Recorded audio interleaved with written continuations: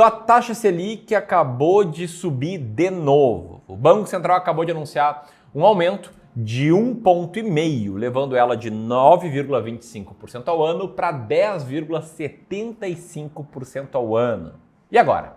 Como é que isso influencia os seus investimentos? O que muda para a renda fixa? O que muda para investimentos em fundos imobiliários? O que muda para o investimento em ações? E mais, o que fazer? Aliás, o que eu estou fazendo? É tudo isso que eu vou te mostrar nesse vídeo. Então presta muita atenção aqui que esse vídeo vai te ajudar a pensar em investimentos de uma forma mais ampla e a tomar melhores decisões de investimentos. Se isso parece interessante ou se você já me conhece e sabe que vai ser bacana esse conteúdo, eu peço para você apertar o dedo no like, né? Subir o dedo no like, assim como o Banco Central acabou de subir a taxa Selic, para nos ajudar a fazer esse vídeo chegar a mais e mais pessoas e levar um conteúdo sério de qualidade sobre investimentos. Tamo junto? Então vamos lá!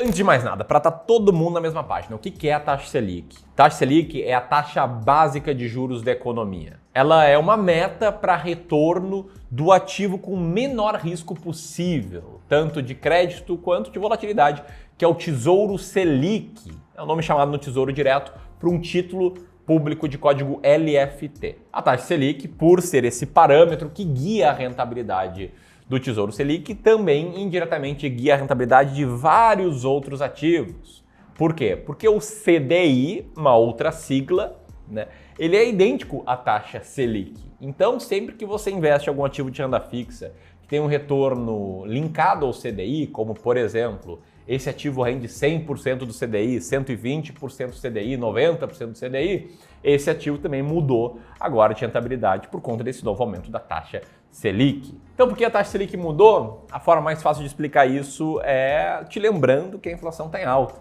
Você deve ter percebido no seu dia a dia. Quando você vai lá no supermercado fazer uma compra ali para o churrasco do final de semana, puxa, está cada vez mais caro fazer churrasco. Não à toa, o IPCA, o indicador principal de inflação, ou o oficial, ele fechou o ano de 2021 com uma alta de 2 dígitos, crescendo 10,06%. Aliás, a maior alta desde o ano de 2015.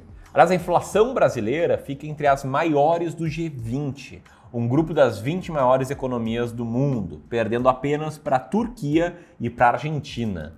Tá, mas Samir, o que isso tem a ver com a inflação? Para te explicar isso, eu quero te mostrar esse gráfico aqui, que mostra a evolução do CDI, que é quase a mesma coisa que a taxa Selic, e do IPCA, que é o indicador oficial de inflação. CDI em vermelho, IPCA em azul. E você pode ver que existem movimentos sincronizados, né? Quando um cai, o outro cai, quando um sobe, o outro sobe. E a linha vermelha, a área vermelha, está sempre um pouquinho acima da área azul. O que significa isso, tá? Que quando a inflação está controlada, está em baixa, a taxa Selic é levada para baixo. E quando a inflação começa a crescer, a taxa Selic é elevada. Por quê? Porque um dos fatores que causa a inflação é o excesso de dinheiro em circulação, são as pessoas gastando muito. Então, a partir do momento em que o investimento com menos risco, Tesouro Selic, está rendendo mais, ele se torna mais atrativo para as pessoas pensarem 2 vezes antes de gastar o dinheiro. Então, quem sabe, em vez de fazer um churrasco todo final de semana, eu não tiro aí 1 ou 2 finais de semana por mês para economizar e colocar lá no Tesouro Selic. E aí, tirando o dinheiro de circulação, reduz a inflação. É uma das formas de controle da inflação, né? Recentemente, a inflação acumulada dos últimos 12 meses, ela está inclusive acima do rendimento do Tesouro Selic ou de outros índices ligados à inflação. Mas num prazo maior, no longo prazo, o que acontece é justamente o contrário. A taxa Selic sempre fica um pouco acima da inflação. E aí que você pense, bicho, agora esse é o melhor investimento, não é? Na minha opinião, para o longo prazo, não. Porque essa diferença entre taxa Selic e inflação, entre CDI e inflação, ela é baixa. Não espere aí um retorno real de longo prazo acima da inflação superior a 2, 3% ao ano, beleza? Retorno real maior você consegue com outros ativos que eu já vou falar mais sobre eles. Bom, aqui até te faço uma pergunta. Você acha que a taxa Selic vai seguir subindo? Se sim, até qual patamar? Deixa teu comentário aqui abaixo para a gente fazer uma troca bem legal aí entre os clubistas, beleza? E agora, o que isso muda nos investimentos? Tá? O que isso muda em renda fixa? O que isso muda em fundos imobiliários? O que muda em ações? É importante você entender o que muda para depois entender a minha resposta para a pergunta o que fazer. Então vamos lá, em renda fixa. A gente tem basicamente dois grandes grupos de ativos de renda fixa, os pós-fixados e os pré-fixados. Os pós-fixados são aqueles ativos cuja rentabilidade o investidor, quem comprar esse ativo, vai conhecer posteriormente, né? Por isso é pós-fixado. Por quê? Porque essa rentabilidade está atrelada a um indicador como, por exemplo, a taxa Selic ou o CDI. Esses ativos com retorno pós-fixados, como por exemplo o Tesouro Selic, a caderneta de poupança, LCIs com rendimento atrelado ao CDI, LCAs com rendimento atrelado ao CDI, CDBs com rendimento atrelado ao CDI, eles automaticamente, a partir de amanhã, passam a render mais. Só um ponto importante, quando eu falo que eles passam a render mais, é em termos nominais. O que interessa para o investidor de longo prazo é o retorno real, o retorno descontado da inflação. Beleza? E aí você pode pensar, então é hora de ir para os pós-fixados.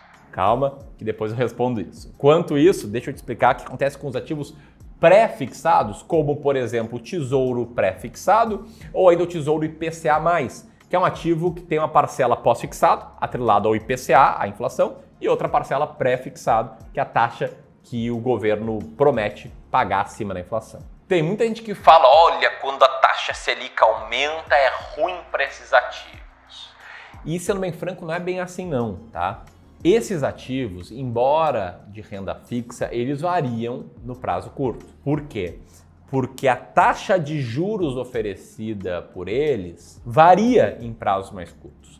Para você ter uma ideia, tá? 90 dias atrás, o Tesouro IPCA+, com vencimento em 2035, como você vê na minha tela agora, prometia uma taxa de retorno de IPCA mais 5,54%.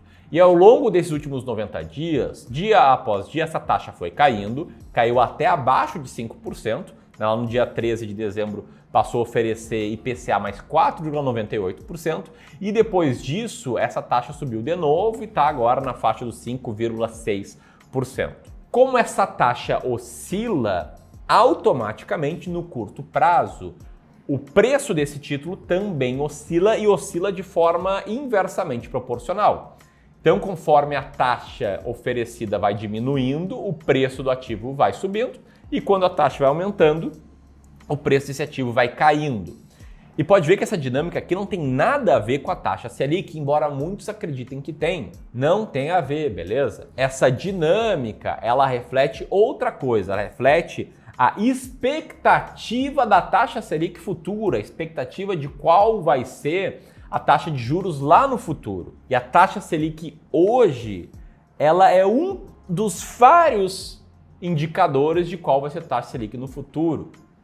Não é o único. Então não é porque a taxa Selic aumentou agora que os ativos pré-fixados vão cair no curto prazo, beleza? Isso não tem nada a ver. Eu já pego esse gancho para falar dos fundos imobiliários. Por que, Ramiro? Te liga só nessa imagem. Ela mostra que no curto prazo existe uma correlação entre o dividend yield dos fundos imobiliários com ativos pré-fixados, né? O NTN-B nada mais é do que o Tesouro IPCA+. Ou seja, tem muita gente que também fala que a taxa Selic é ruim para os fundos, mas ruim que é uma beça. Mas na verdade, o que eu vejo como investidor de longo prazo? Aliás, o que o José vê e aqui me fala? Se um fundo imobiliário em específico, por exemplo, continua com os mesmos prédios por trás, com os mesmos contratos de locação, inclusive reajustando por inflação, e agora está pagando o dividend yield maior do que antes, isso é pior? Não, né? É claro que no curto prazo a cota pode cair, mas você está recebendo mais por cada cota que você compra. Para o investidor de longo prazo, isso não é nada mal. Pois bem, e por fim, e nas ações, Ramiro, como é que isso funciona, tá? Também tem muita gente que fala que a taxa Selic alta é muito ruim. Isso tem um fundinho de razão, tem um certo argumento que eu vou te mostrar aqui que faz sentido, mas não significa que as ações vão cair, porque existem infinitas variáveis que controlam o preço de ações, que influenciam preços de ações em prazos mais curtos, tá? Qual que é esse fundinho de verdade? Primeiro, com uma taxa Selic um pouco mais alta, alguns investidores, sobretudo aqueles de curto prazo, aqueles curto-prazistas, aqueles menos experientes, podem pensar, bicho, eu vou vender essas ações aqui, não sobe há 2 anos, vou comprar tudo em renda fixa. Aliás, aconteceu recentemente, né? Muita gente vendeu bolsa ali a 100 mil pontos e agora está perto de 110 mil pontos, falando sem entender o que está acontecendo. Mais do que isso, as dívidas das empresas também são afetadas, especialmente a dívida das empresas que tem muitos compromissos pós-fixados. Além disso, né, ao fazer o valuation de uma empresa, ao tentar entender qual o preço justo dela, tem muitos players do mercado que usam essa abordagem, que eu não uso, tá? Não acho que é a melhor abordagem possível para tomar decisões de investimento em ações. O que eles fazem? Eles projetam qual vai ser o caixa que uma empresa vai gerar no futuro e descontam esse caixa a uma taxa de desconto para saber qual o valor presente desse caixa. Isso pode parecer um pouco técnico, mas em resumo, quanto maior essa taxa é utilizada nessa conta, menos a empresa vale. Só que, de novo, eles não usam a taxa Selic. Eles usam uma previsão de qual vai ser a taxa de juros no futuro. Então, sobre essa parte aqui, na minha opinião, a taxa Selic não muda em nada. Mas, antes de seguir aqui, eu já vou te falar o que eu estou fazendo com a minha carteira e com a carteira dos meus clientes de Wealth Management. Mas tem uma coisa aqui que me incomoda um pouco, que eu preciso confessar aí para ti. O que me incomoda é isso. A maioria das pessoas que me assistem aqui não são inscritos no canal. E eu não sei se é porque me acham meio chato, não sei se é porque só assistem um vídeo. Eu te convido, se você está gostando dessa explicação, te inscrever, clicar no sininho aí e contribuir com a meta da gente bater 1 milhão de seguidores aí até o final desse ano, beleza? Bom, então vamos lá, o que muda? Tem gente que se pergunta, agora vale a pena ir para os títulos pós-fixados? A minha resposta é que não. Eu não acredito em movimentos táticos de alocação de carteira. Acho que ativos de renda fixa pós-fixados, eles são excelentes em 3 hipóteses e eram quando a Selic estava baixa também. Colocar o seu dinheiro de curto prazo, colocar o seu dinheiro de médio prazo e colocar parte do seu dinheiro de longo prazo se você é um investidor que não tem uma alta tolerância ao risco. Aqui no Clube do Valor, nosso serviço de Wealth Management, a gente investe sim, para muitos clientes nossos, uma parte da carteira, geralmente algo entre 10% e 20% em renda fixa pós-fixada. Claro, isso depende de investidor para investidor, porque essas carteiras são feitas sob medida. É o cara muito tolerante ao risco, ele vai ter menos ou nem vai ter renda fixa pós-fixada. O cara muito intolerante ao risco, muito conservador, ele vai ter talvez até um percentual um pouco maior. Para isso eles servem muito bem, mas para decisão tática é uma cagada. Uma cagada. Quem faz isso é o cara que compra na alta, né? Ele comprou bolsa quando a taxa Selic estava 2% e agora está vendendo na baixa. Está indo para renda fixa na baixa e seguindo esse ciclo ele vai acabar quebrando. Tá, Ramiro, para fundos imobiliários, isso aí muda? Eu já construí um pouco a minha visão sobre isso agora, falando dos fundos imobiliários.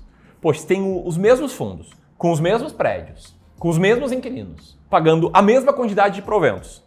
E esse dividend yield aumentou, eu não consigo entender como isso pode ser algo ruim para o longo prazo. Sim, no curto prazo pode ser desconfortável ver a tua carteira de fundos imobiliários caindo. Os fundos imobiliários ainda não se recuperaram plenamente dos patamares pré-crise do Covid. Mas fato é que fundos imobiliários, renda variável, assim como ações, é uma classe de ativos para o longo prazo e assim deve ser observado. Resposta, a gente tem bastante clientes aqui com fundos imobiliários em Wealth Management. E ações, amigo. O que muda com ações? Antes de responder isso, eu falei um pouco aqui do nosso serviço de Wealth Management e eu quero te avisar que está oficialmente abertas as aplicações para o nosso serviço de Wealth. Tá? Esse serviço não é para todo mundo, é um serviço aí muito bom, muito transparente, em que a gente te ajuda a montar uma carteira de investimentos sob medida para ti, depois de compreender os seus objetivos, a tolerância ao risco, enfim, pontos sobre a sua vida. Para responder essa aplicação, rápido formulário, pode apertar nesse link aqui, ou o link vai estar aqui na descrição desse vídeo, beleza? Enquanto você vai preenchendo o formulário, pode ir me ouvindo aqui falar sobre o que muda para ações. E eu te mostro esse gráfico para começar, tá? Esse gráfico mostra a evolução da Bolsa de Valores brasileira, já acima da inflação, tá? Já deflacionado contra a renda fixa. E você vê que quanto maior o prazo, mais as ações abrem vantagem em relação à renda fixa. E mais do que isso, você pode ver que as ações foram muito bem, sim senhor, mesmo com ditadura militar, mesmo com crise na Ásia, mesmo com crise nos Estados Unidos, mesmo com vários presidentes ruins aqui no Brasil, enfim, foi bem no longo prazo. Mesmo com taxa Selic tendo chegado a 50% ao ano, como em 1998, e tendo chegado agora a 10 e tanto por cento ao ano. E ações baratas, aquelas que têm múltiplos menores em conjunto, elas continuam tendo maior potencial de longo prazo. Sempre foi assim, uma questão inerente ao comportamento humano. E eu genuinamente acredito que uma cesta de ações baratas vai vencer a média do mercado. É assim que a gente faz nosso serviço de Wealth Management. E não preciso nem falar que para ações norte-americanas, na minha opinião, não muda em nada. Quem tem método claro de investimentos vai formando essa visão mais de longo prazo, vai entendendo que essas mudanças pontuais, a eleição, a mudança da taxa de juros, o discurso sobre a taxa de juros norte-americanas, no curto prazo mexe nos ativos, mas para quem tem visão de longo prazo não mexe em nada. No longo prazo, fundamentos se sobrepõem a ruídos. Se fez sentido para ti, inscreve aqui no canal, compartilha esse vídeo e vamos que vamos. Grande abraço e até mais.